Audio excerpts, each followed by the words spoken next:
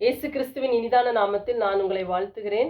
அப்போஸ்தலர் நடபடிகள் 4ஆம் அதிகாரத்தை தியானிக்கப் போகிறோம். இங்கே அற்புதமாக சுகமாக்கப்பட்ட ஒரு சப்பானியான மனுஷன். அவன் சுகமானபடினாலே அங்கே அநேக எதிர்ப்புகளும் விரோதங்களும் கிளம்புகிறது. அங்கே சீஷர்களை ஒரு நாள் சிறையில் அடைத்து வைத்து அங்கே இருக்கிற பிரதான ஆசாரியனாகிய அன்னா, காய்பா மற்றும் சபையின் சங்க தலைவர்கள், மூப்பர்கள் அவர்களை அழைத்து விசாரிக்கிறாங்க. இது எப்படி நடந்தது, எந்த நாமத்தை இது எப்படி நீங்க இந்த அற்புதத்தை செய்தீர்கள் என்று. அப்பொழுது சீஷர்கள் சொல்றாங்க, உங்களால சிலுவையில் அறையப்பட்டவரும் தேவனால் மரித்தோரிலிருந்து எழுப்பப்பட்டவருமாகிய நஸ்ரேயனாகிய இயேசுவின் நாமத்தினாலே என்று. அந்த சுகமாக்கப்பட்ட மனுஷன் அங்கே நின்று கொண்டிருந்தபடியினாலே அவர்களால் ஒன்று செய்யக்கூடாமல் போயிற்று. அப்போ அவர்களை அழைத்து இயேசுவின் நாமத்தை எவ்வளவும் சொல்லக்கூடாது என்று கட்டளையிட்டார்கள். இப்போ சீஷர்கள் சொல்றாங்க, தேவனுக்கு கீழ்ப்படுகிறதை பார்க்கிலும் மனுஷருக்கு கீழ்ப்படுகிறது நியாயமாயிருக்குமோ?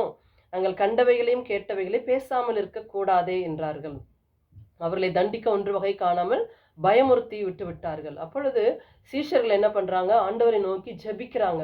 ஆண்டவரே, இந்த பயமுறுத்தலை நீங்க பாருங்க. புறஜாதிகள் கொந்தளித்து ஜனங்கள் விருதா காரியத்தை சிந்திப்பானேன். பூமியின் ராஜாக்கள் கர்த்தருடைய அபிஷேகம் பண்ணினருக்கு விரோதமாய் கூட்டக்கூடினார்கள் என்று தாவீது தம்முடைய வாக்கினாலே சொன்னார் என்று தேவனுடைய வசனத்தை சொல்லி ஜெபிக்கிறாங்க. சங்கீதம் 2 வசனங்களை சொல்லி செபிக்கிறாங்க. ஆண்டவரே, உம்முடைய பரிசுத்த பிள்ளையா இயேசுவின் நாமத்தினாலே அற்புதங்கள் நடக்கட்டும், வியாதிகள் சுகமடையட்டும், உம்முடைய ஊழியக்காரர்கள் தைரியமாய் வசனத்தை சொல்லணும் என்று சொல்லி அவர்கள் ஜெபிக்கும் போது அந்த ஜெபம் பண்ணின இடம் அசைந்தது. அவர்கள் தமிழ பரிசுத்த ஆவினாலே நிரப்பப்பட்டு தேவ வசனத்தை தைரியமாய் சொன்னார்கள் என்று வசனத்தை பார்க்கிறோம்.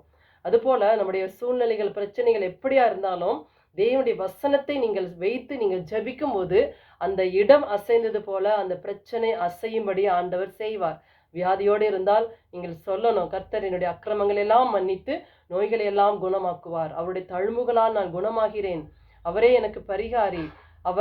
அவர் சுகமாக்க முடியும். அவருடைய நோய்களை பலவீனங்களை சிலுவையிலே சுமந்தார் என்று சொல்லணும்.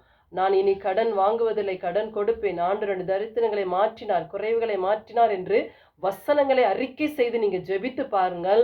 ஆண்டவர் அந்த பிரச்சனையை உங்களை விட்டு விலக்குவார். அந்த பிரச்சனை அசைந்து போகும்படி ஆண்டவர் செய்கிறவராயிருக்கிறார். அது மட்டுமல்ல, அவர்கள் வசனத்தை தைரியமாய் பிரசங்கித்தார்களாம். இயேசு கிறிஸ்துவின் உயிர்த்தெழுதலை குறித்து அப்போஸ்தலர் மிகுந்த பலமாய் சாட்சி கொடுத்தார்கள்.